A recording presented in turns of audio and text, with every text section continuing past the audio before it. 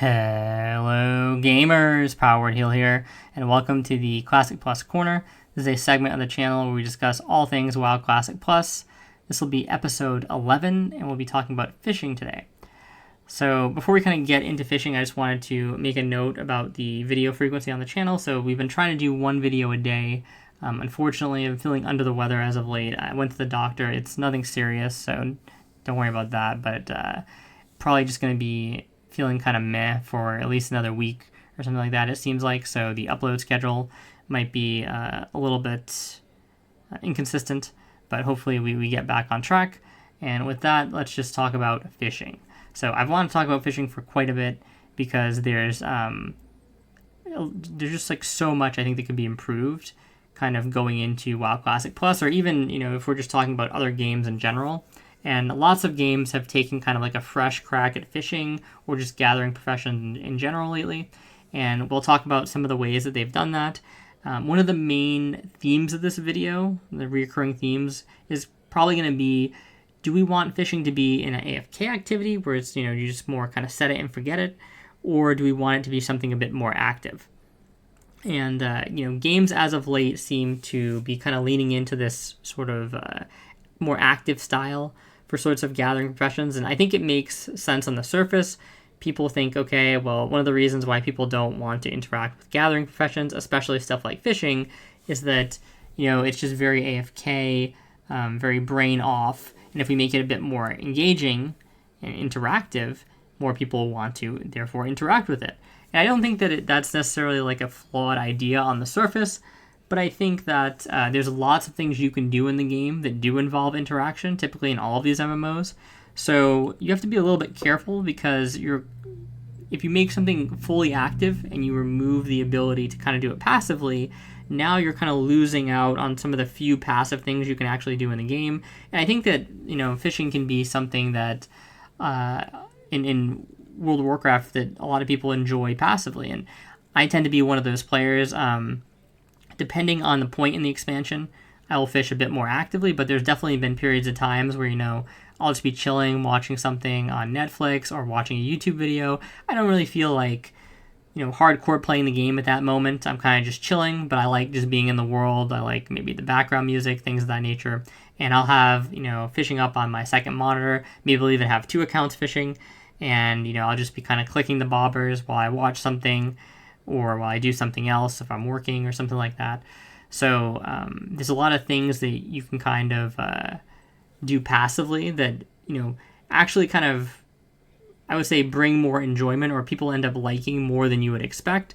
So the idea that, everything needs to be active, or something being active is inherently better for a certain style of something in a game, I'd say that that's kind of a bit fallacious to start with, but let's kind of go over some of the things that they've done to make fishing a bit more active. So there was this one thing that I've seen in games where you kind of have a circle in the middle of your screen, or like a square, or just some shape, right? And then there's another one inside of that shape. And the idea is the one on the inside expands to match the one on the outside. And once it basically hits the barrier, so you have like a circle and then an expanding circle inside, once the circle inside kind of meets with the circle outside, that's when you want to optimally click your bobber if you're fishing, or click the mining node again, or things of that nature. And the idea is that the closer you get to that barrier, the better the reward you get. So you maybe get more ore, or a better chance at rarer ores if you're doing something like, mining, or you get a better chance at better herbs, or more herbs if you're doing something like herbalism, or in the case of fishing, maybe it's rarer fish, or you just have a better chance of catching a fish. And yeah, it's a really common thing I've seen for people just trying to make the game a bit more interactive. And, I think if you're trying to do that, obviously this is one way to do it. But like I said, it does sort of remove a bit of that AFK activity. Now you have to pay a little bit more attention. And on top of that, if you make this activity too difficult, then, so let's say that it required like a really high reaction time to do this consistently and to get like the highest reward. The moment you do that, now you kind of exclude a vast majority of the population from being able to be effective at this particular form of gathering, right? And then don't even get me started on anybody that maybe has like a potential disability and just likes kind of like, doing these relaxing activities in game for fun. Now it's a lot harder for them to get effective results from something like fishing. And well, you could make the case that, well, sure, if somebody has like a disability or they have really bad reaction time, they're just going to perform worse in games on the whole, right? I think that's a fair point to make. However, I don't think that we need to make every aspect of the game an intense competition, right? And not every aspect of the game needs to be a competition that relies on sort of like mechanical prowess. In this case, something like reaction time. You could have it easily be something like kind of like route planning, I think, is something that goes into gathering that adds some skill expression, being able to change your route dynamically on the fly, things of that nature. So there are some skill expressive bits of gathering already, maybe not so much in fishing typically, but in the other gathering style of things. And I think that, to try and make it so that fishing is a super skill-based activity probably wouldn't go over well for the vast majority of people. Moving on to kind of other ideas that I've seen. So I've seen something in Ashes of Creation, specifically for fishing, where they do this thing called sport fishing. And in sport fishing, the idea is you have to tire the fish out like in real life. You have to actually chum the waters like in real life as well. So it's kind of like a group activity that people could crowdfund to get, because it takes a lot of resources apparently to be able to start the activity. And then once you chum the waters in a particular area, anybody around can participate. And the idea is that the fish that you catch during this segment of the game, you have to tire them out. And you tire them out by matching their movements with your arrow keys. So if a fish is kind of moving north, you would hit like the up button. If it's going to the left, you would hit the left. And you just kind of match the arrow keys until its stamina bar runs out. And then, the fish becomes kind of like knocked out. You can go in the water, you can pick up the fish.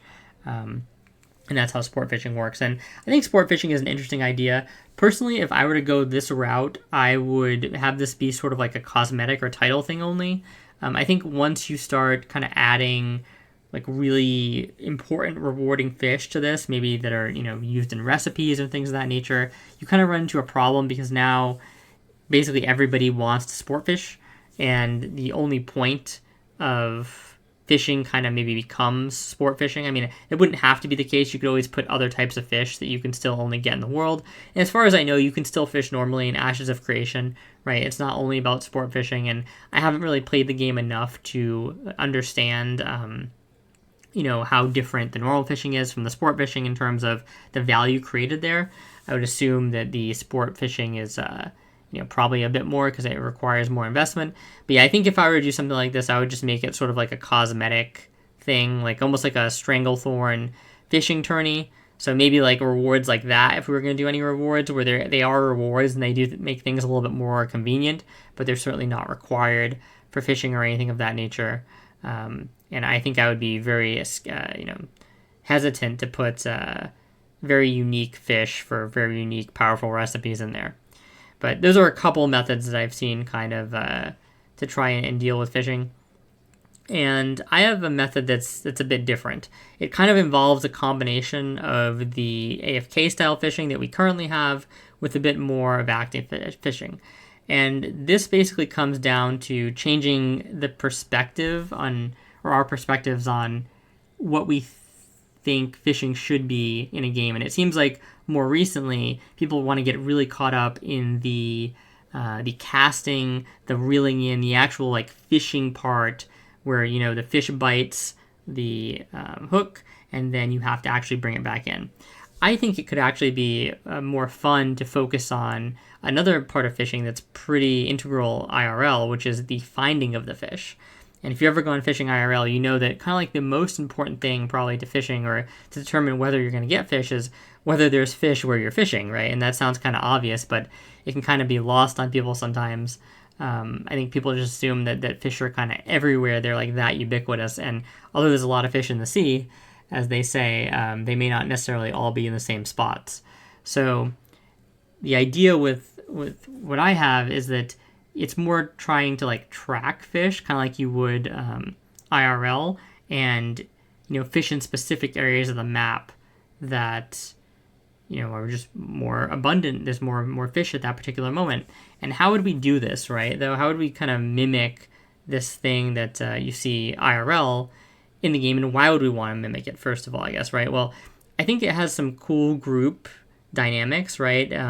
Think about if you're fishing, IRL, and you go to like your normal fishing spot, and nothing's really happening.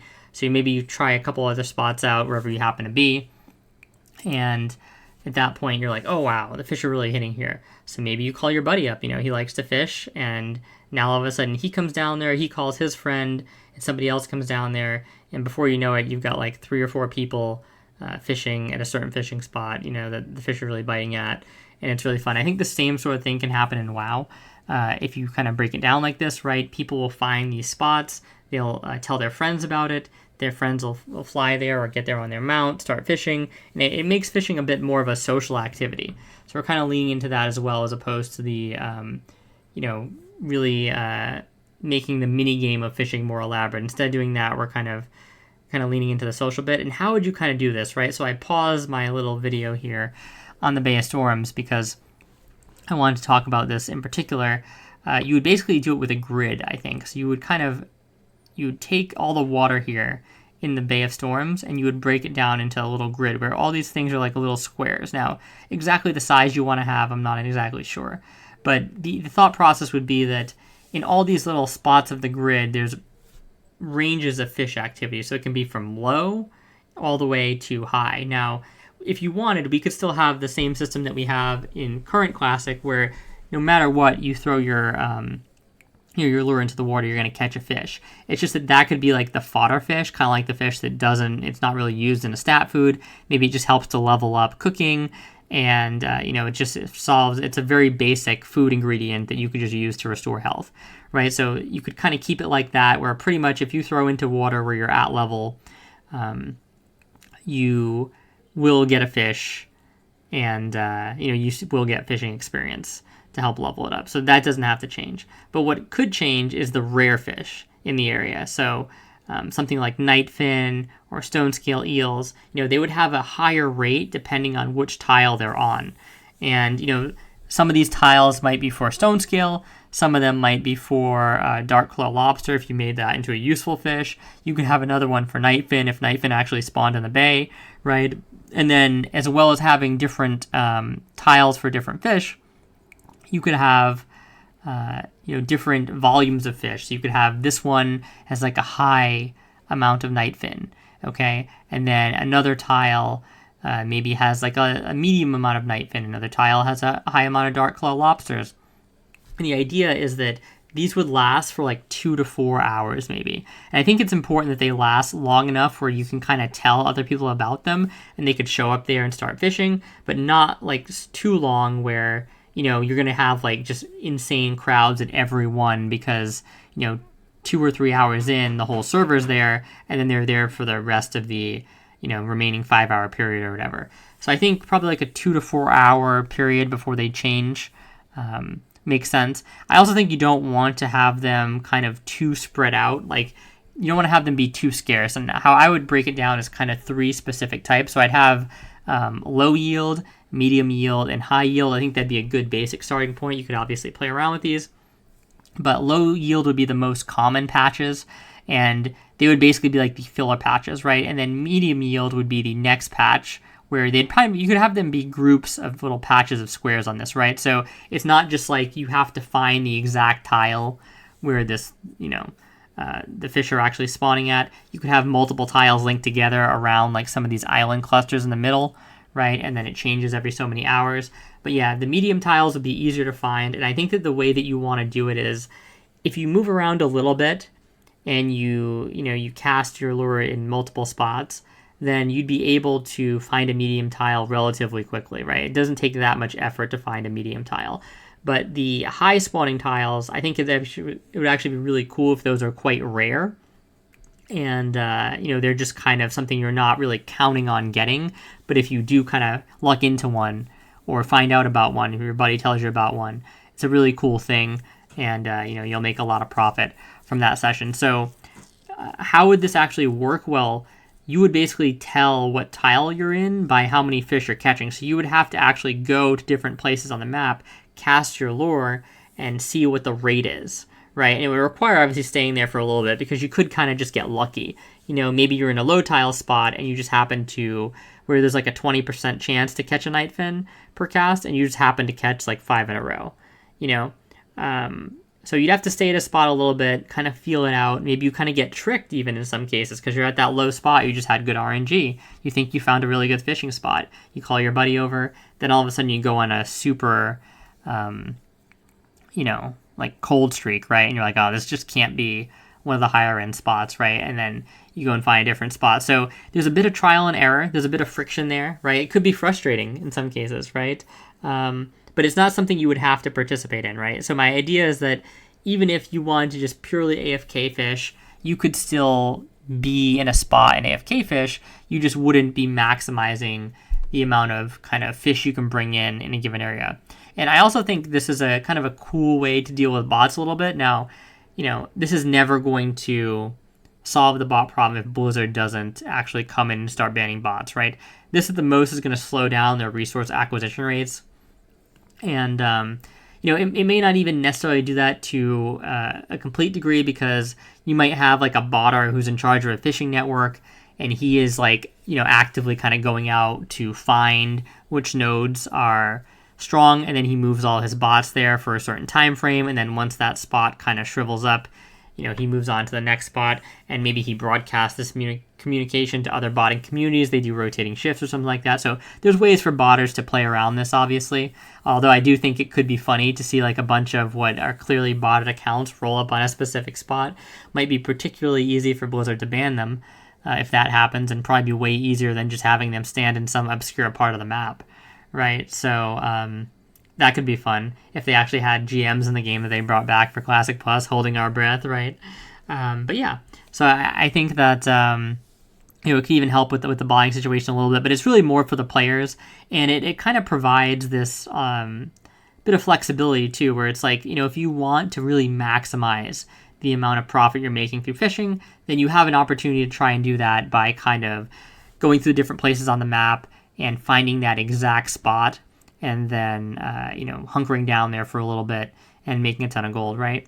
Whereas if you just want to be a little bit more chill, AFK, you just want a little bit of passive income, you can just AFK to spot, and you'll still make some gold, but not nearly as much. And I think that that's a pretty good idea in terms of professions in general. We can talk about this in other profession videos as well, but this idea that you have kind of like a more AFK relaxed option to level something or make some gold, and then a bit more of an intense focused option. And RuneScape is a game that really excels at this quite well, both with gold making as well as just skilling in general, so getting experience for the skills, where there's typically methods where for things like agility and things of that nature, where you can train agility in a very AFK way, or you can train agility in a more active way and get more experience per hour. So, if you're more active, if you're actually at your computer playing and your attention is fully focused, then, you get better experience shares, things become more efficient, or you could do like a less efficient, more AFK way. And it's nice to have both options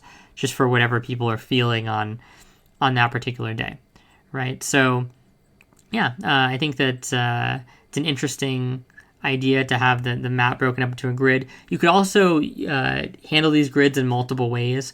So for example, you could make it so that you could fish out a grid. So maybe after so many casts happen in that area, the grid moves, so it doesn't have to be time-based. You could have it be so it's time-based as well as quantity-based. So you could fish out an area, and then if it doesn't get fished out, then it eventually changes after 2 hours, 4 hours, whatever you want the timer to be. So you can kind of mess around with things, or you could just have it be a spot where, it stays like that for 2 to 4 hours. Everybody can be there and fish to their heart's content. The spot never gets depleted until it moves, if that makes sense. So there's a lot of different ways you can handle it, depending on what they want, how much fish they want in the game overall.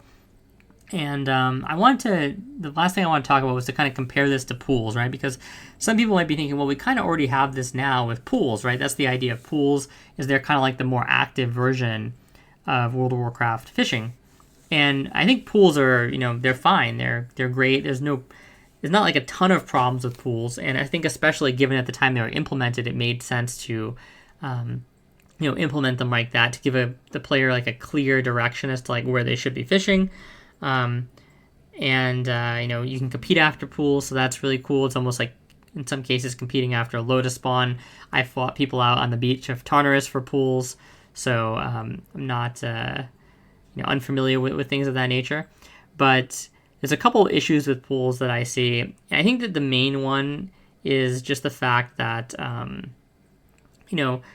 if you don't have your fish kind of calibrated properly in terms of what they're used for and the demand, you kind of create these like really toxic situation with pools. Because how pools work in World of Warcraft fishing is that I'll actually just let this play because maybe we can get to the other part where I show some of the pool stuff. But basically what happens is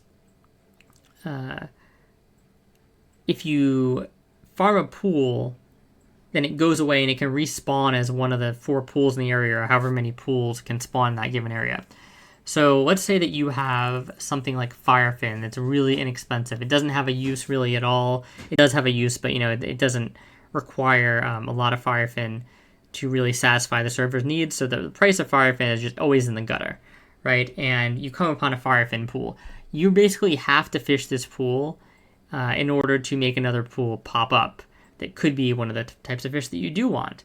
And this can create a really toxic scenario, because it's one thing if you're there on the beach or whatever and you're farming all the pools yourself, right? Because you have to eat the loss to spawn the pool, and it's inevitably just going to be more beneficial for you to do this, because if you ignore all the Firefin pools, what's going to happen is eventually every pool becomes a Firefin pool.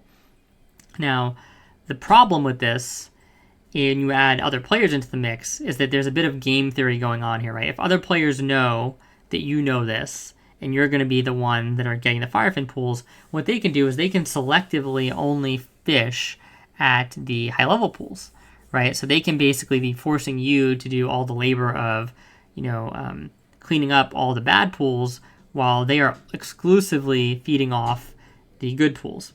And people might just be like, well, this is just competition, nature of the game. And I would say it's not really like normal competition, right? Normal competition is like 2 people see a Black Lotus, maybe they're racing to get to it first, or they fight over it if they're Horde and Alliance, right? On a PvP server. This is not really the case at all here, because there's really nothing that the player can do that is kind of like the honest player that is, trying to do things the right way and clear all the pools normally, right? If he all of a sudden decides to play like the greedy player, then basically nobody gets any fish, or any fish of value, from that particular beach or that particular bay, wherever you're fishing at the time. So it creates these like really kind of bad incentives for players to kind of just be like really, really toxic. And there's not really much that can be done about it. And if you switch it to where pools, they're static and they come back as the same thing all the time, you kind of run into a different problem, where now people are just kind of like camping specific pools exclusively, right? So this whole idea of kind of running up and down the beach, it's not as, it doesn't feel as like legitimate, right? Because realistically, you're just camping a certain set of pools, and most of the time it's probably not going to be advantageous for you to run down the beach, because somebody else is likely already camping the pool that you would be going to, which means that it's unlikely that you would actually get there right at the same time and be able to reap any benefit from that pool at all. So there's kind of a struggle in any way you do it with pools. It's just not a perfect outcome.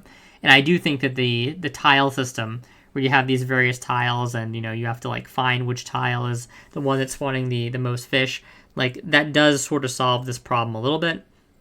Also, I think that a system like this, especially if the tile just produces like an infinite amount of fish until it despawns, I think that these kind of lean way more into collaborative community type fishing experiences. So for example, somebody is way more likely to tell somebody where a good fishing tile is than a good pool is, because the thing with a pool is, people are competing for the actual limited amount of fish in that pool. So once you fish out that pool, you have to go find another one.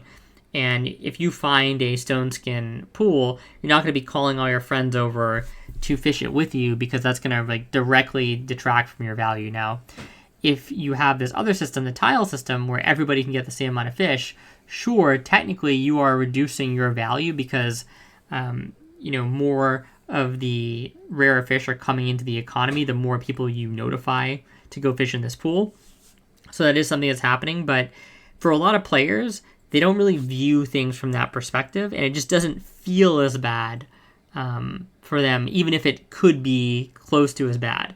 So what feels bad for people typically is when they just don't get something at all. So, if they invite their friend to the fishing hole and, there's 8 spawns of stone scale eels in that pool, and, they split it 4 and 4, it's kind of like, okay, well, yeah, but if I just would have kept this to myself, I would have had 8, So he's like losing 4 fish by inviting his friend there. Even though he's technically losing value by inviting his friend to the tile set that has the high spawning fish, it doesn't feel that bad for him because they're actually both getting the same amount of fish. You know what I mean? So sometimes it's not about necessarily the reality of the situation always. It's how the experience feels for players. It can be an important thing. So I think that the tile system sort of solves this problem as well. Now, there's the interesting aspect where if they did include this in the game, would they want to kind of make it known, right? Would they talk about the changes that they made? Or would they kind of, just maybe keep under wraps and let the players experiment and mess around? Maybe they kind of leave a breadcrumb where they're like, hey guys, we changed fishing, but it's up to you to kind of work out the details. And it could actually be really fun, people calculating the rates in the different zones, kind of estimating how many types of zones there are in terms of like low, medium, and high yield, and then maybe even trying to find some of the borders of the tiles, right? Like where one tile ends and the tile begins. That's kind of like a really advanced thing, but I think that could be really fun. And I think that one thing that I really like about it, let me see if I can find the spot in the video. Okay, so we're back to the Bay of Storms here. So is it kind of creates like a lot of this space, right, in the something like the Great Sea here, or the Bay of Storms. That's like, it's technically there. It's aesthetic. You get some bunch of ruins and stuff. It actually looks kind of cool. You got rocks jutting out at certain points. This is a really cool bay, but really almost nobody visits this bay or does much in it because there's really no point in kind of getting deep out into the bay in a lot of cases outside of some of the rarer pools that you'll find.